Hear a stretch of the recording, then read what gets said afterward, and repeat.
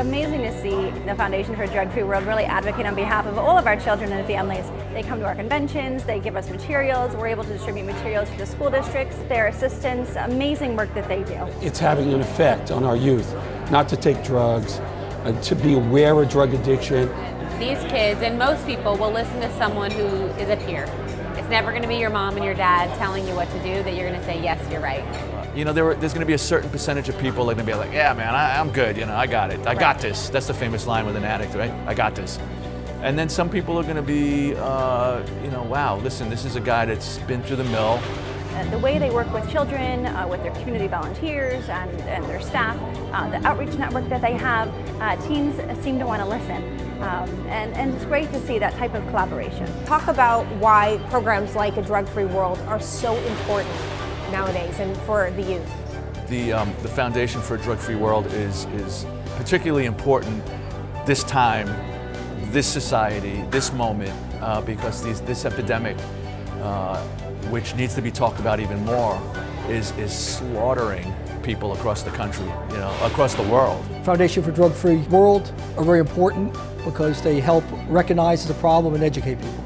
We know that drug abuse and substance abuse is really both a local, state, community, national, global epidemic. Without advocates like Drug-Free World and their foundation, without other advocates and like-minded individuals in the community, we would continue to have and continue to see the spikes that we're seeing now in our school districts. We know the heroin and opioid crisis is continuing to rise. Last year, the statistics show that 33,000 people across this country died of overdoses, of drug addiction.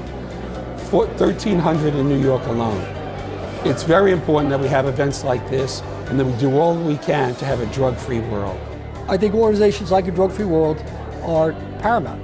Anytime, and I applaud them, anytime organizations will bring awareness to this problem, private organizations bring awareness to this problem is key. Cops cannot do it alone. Do you think it's important to start early? And how early do you think is early enough for drug prevention? Early intervention is extremely important. Obviously, we need to do as much as we can. In the state of New York, in the last two budgets, we put in $400 million for programs to address, to make sure that we have a drug-free world.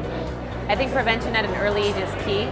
I think we are going up against really savvy marketing campaigns aimed at little kids. And I think the more we can educate these kids, the younger they are, to see basically the terrors of drugs and really recognize those things so that they don't even think about it as an option later on. We think 4th or 5th grade to broach a subject is okay, but we get requests from schools that want us to talk to their 2nd graders. However, we start around like 9 or 10 years old just talking about the subject because they need to know that this is something that unfortunately in this day and age are going to face. And so we just go over it with them. We go over with them how they can do other things in life or have other things that they aspire to in life besides trying to fit in by doing drugs. And then as they get a little bit older, we actually go over all the drugs in detail. There's a curriculum that we have that goes over it with them.